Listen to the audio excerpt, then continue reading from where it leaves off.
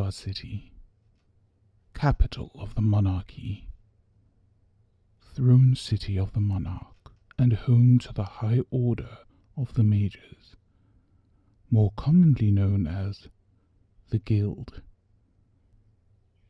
Artem, leader of the Guild, has requested a new apprentice to help him develop the power source for the Sentinel, currently being developed by Jeffrey and the other Forge Masters. He needs someone who is capable of learning quickly, someone who is able to take instructions without question, but moreover, someone he can honestly trust. With this in mind, a woman from the city of Taros has arrived to apply for the role, and though she has never met the Grand Mage prior to this, she is more than aware of his reputation. Hello. Is anyone present? Grand Mage? I am here regarding your call out for an apprentice. There is someone here. Grand Mage. Firstly, tell me your name. My name is Dira. I'm from the Guild House in the city of Taros. Dira. Ah, yes. Welcome. Thank you, Grand Mage. One moment. I will be with you shortly. Oh, as if I have all day. I do have other matters to attend to after all. Ah, there you are. I'm so finally glad to meet you. So, you are the Grand Mage? I must admit, I was expecting something different. Many who meet me confess to that thought. It is not uncommon for people to assume that I am of a certain expectation. Are you disappointed?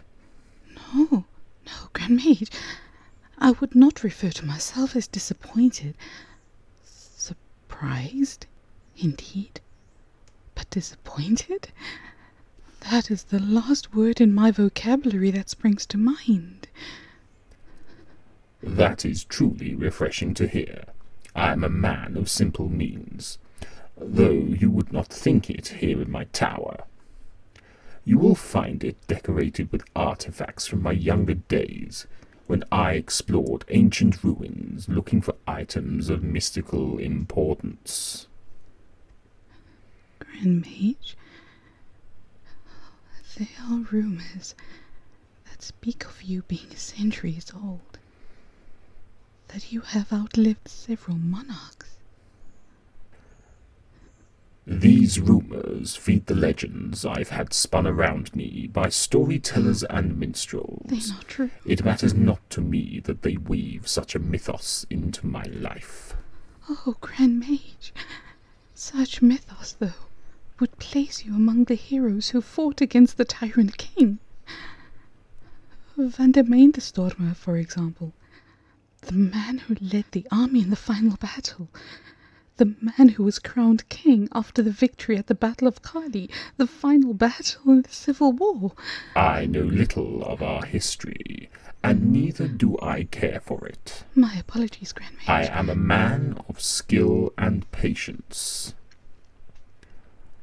The one fact which I need to know is that you are willing to focus upon that which we have ahead of us. Oh, yes. Yes. I have spent many years of my training focusing on the same manner of studies that you have followed in your past. I have followed your pattern of learning to the smallest detail. I truly hope that I shall be your counterbalance in this endeavour. I admire your confidence, very much so.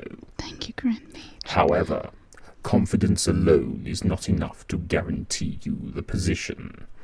I need to know that if sworn to secrecy, you will remain loyal, and then only to myself. Oh, Grand Mage, were I to shatter that loyalty, I trust that the essence of life itself be burned to embers within my soul, so that I may be silenced for such treachery. Grand Mage, you are my influence, my inspiration. I have made it my life's work to study and understand your way of thinking. This is my greatest opportunity to fulfill a long-term ambition. It flatters me so that you choose to dedicate your life to the study of my work. However, what you would be joining, if successful, is something that not even my lifetime of experience has fully prepared me for in this world. From your message we received, I became most intrigued as to its contents. The others at the guild refer to it as mere folly, not worth their time pursuing. To ignore the call of the Grand Mage is something that should not be forgotten nor forgiven. Let us not be hasty. They ignored my call because they do not believe it. I expected as such to occur. They are not prepared for such endeavours. You, on the other hand, appear to be more than capable. Oh, then ask of me what you need, and I will assist you. Grand Master, I come to your presence to learn and to become greater than any of my peers. I wish to learn the secrets that they can only imagine. Then the Sentinel project shall be your learning ground. Thank you, Grand Master. You have made a most wise decision in this matter. I will give you fair warning, however. This will not be easy. I'm ready. The journey we are part of will be long and arduous. There will be many mistakes from which we must learn. I am more than prepared to face the pitfalls that stand before us. I am more than prepared to face the dangers that lay ahead of us. Good. The most important question. How are you with a sword? A sword? Why would I need a sword? In order for us to test our progress, we will need to visit remote places. We will be searching for artifacts and tomes that will guide us in this project, many of which I know the whereabouts, but have yet had the opportunity to visit. I may be the most powerful mage in the monarchy, but even I have limitations. Grand Mage, are you telling me you are afraid of visiting these places on your own?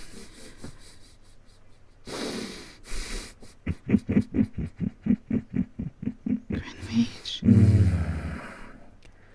Do not confuse fear for wariness.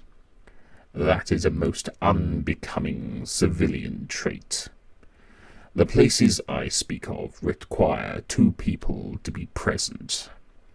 Many of the traps and portals require 2 to disable and operate them accordingly.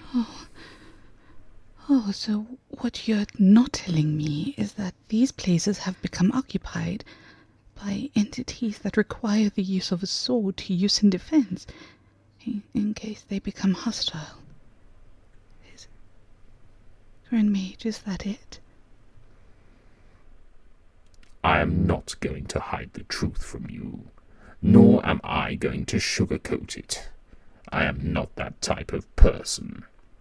Indeed, we shall be travelling into Sklade territory. No. I need someone who is capable to watch my back as much as I shall watch their own. Clay territory. Then may my sword arm be an extension of your own. I despise the Sklade deeply. I have seen the atrocities those monsters are capable of. I have witnessed firsthand their cruel, inhuman practices. You have experience of the Sklade? Yes. When I was a little girl, my family and I were captured by the Sklade. They are barbaric. We were held in a filthy cage for weeks on end. To them, we were nothing but playthings. My parents remained strong. They were never going to surrender to the Sklade leader's words.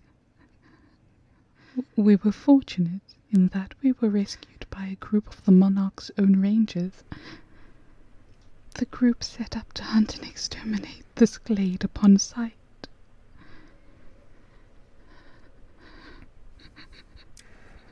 What you're telling me, however, is that there were other unfortunate citizens with you.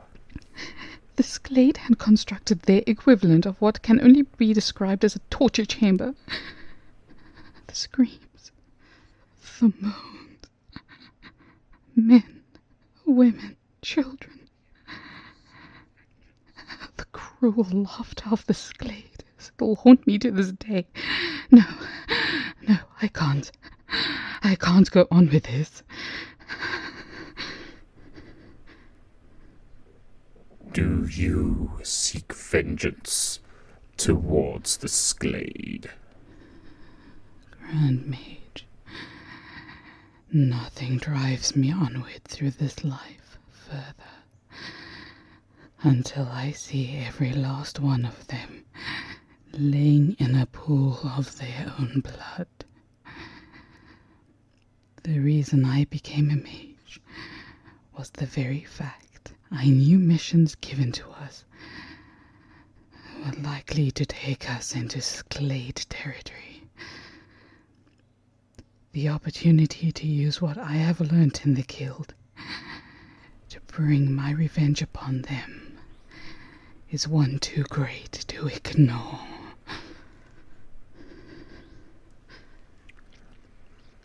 So, you suspected we would be encountering them along the way?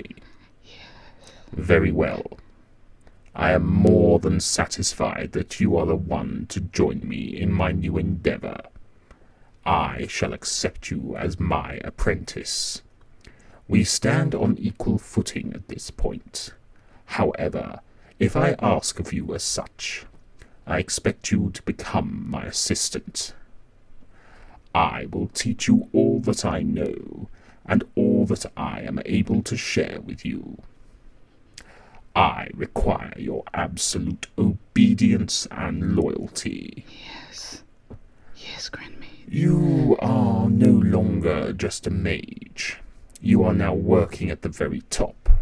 However, I am unable to fully grant you the title of a master at this point. What?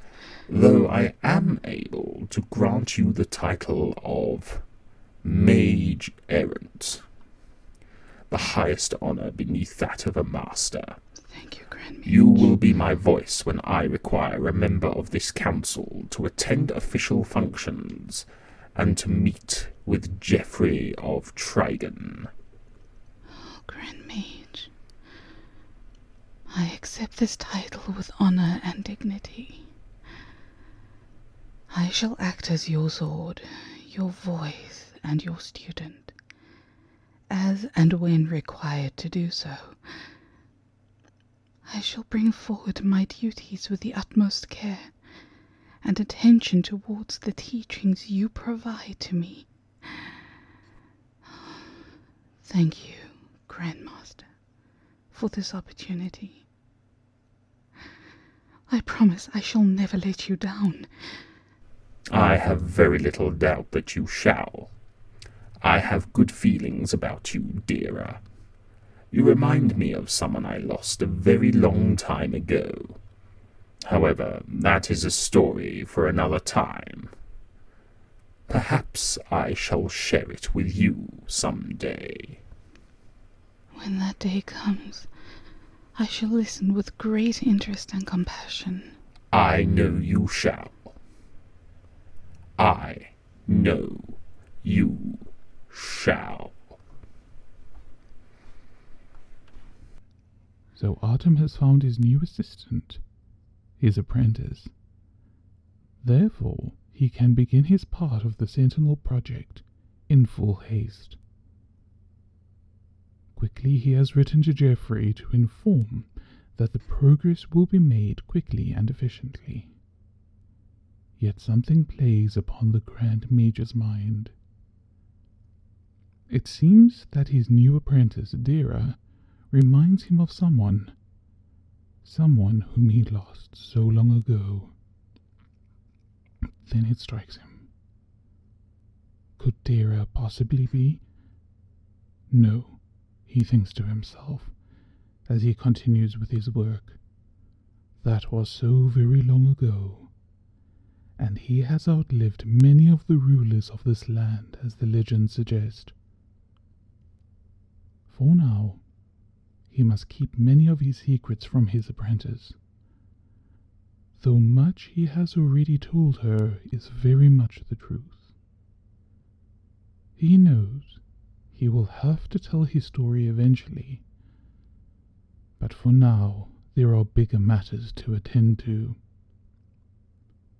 The Sentinel project is their primary goal, and Artem intends to see it through to the very ending, even if it becomes his own ending.